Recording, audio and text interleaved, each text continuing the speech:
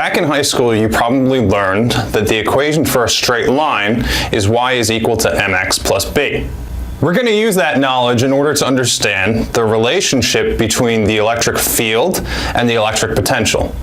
Keep watching to find out how. Shut me like an electric eel, baby girl. Turn me on with your electric field.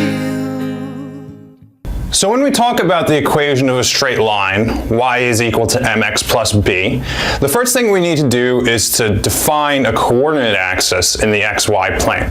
Then we can draw this line where b is the y-intercept and m is the slope. The slope m is going to be defined to be the change in y divided by the change in x. Sometimes we say this is the ratio of the change in the rise to the change in the run. Now to connect this with our understanding of electric field and electric potentials, let's connect this with some of the things that we talked about in our last videos. We remember for a system of parallel charged plates, the electric field is going to be constant, pointing from one plate to the other plate, such that the field lines point from the positive plate to the negative plate. These field lines are going to be described by the equation that says E vector is equal to the magnitude of E times x hat, the direction that it points. We also saw that the electric potential for this system, V, is described as V is equal to the negative magnitude of E times x, the position along the x-axis. Knowing that electric potential lines are always perpendicular to electric field lines, we can draw them in our picture. These will just be vertical lines with equal spacing. We can also add values to show where the electric potential has larger and smaller values. This picture that we drew is what's called a topological map. Similar to the topological map for the altitude of geographic features, this topological map indicates varying heights for different potentials. If we rotate this picture 90 degrees, we can look at what the electric potential hill looks like. This is in fact the same thing as plotting V of x. Now let's go back to our equation for a straight line. We remember that the slope was going to be equal to delta y divided by delta x. Now for our function v of x, we get something very similar.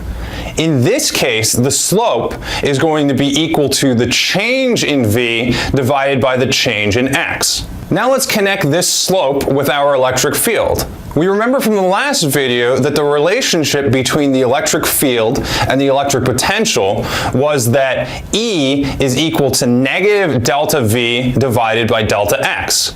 And what this actually says is that the electric field is equal to the negative slope of the electric potential function. This is a rather profound statement. It says if we have some electric potential in some region, and we know what the change of that electric potential is over some change in distance, we can find what the electric field is. Additionally, the steepness of the electric potential function tells us what the relative magnitude of the electric field is. Now that we understand how the electric field and the electric potential can be related in a geometrical way, let's understand how we can describe motion in terms of the electric potential.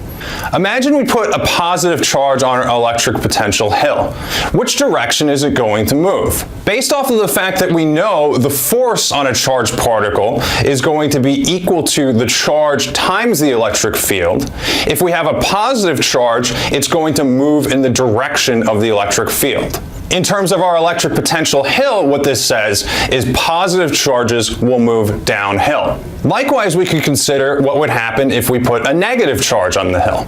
In this case, the charge is going to move the opposite direction of the electric field, which says that negative charges will move up electric potential hills. In this video, we took the equations from last video and considered how we could understand them geometrically. Understanding these types of geometrical arguments many times makes understanding physics a lot easier. In the next video, we'll consider how we can use our new knowledge of electric potential hills to understand Kirchhoff's laws and circuit analysis.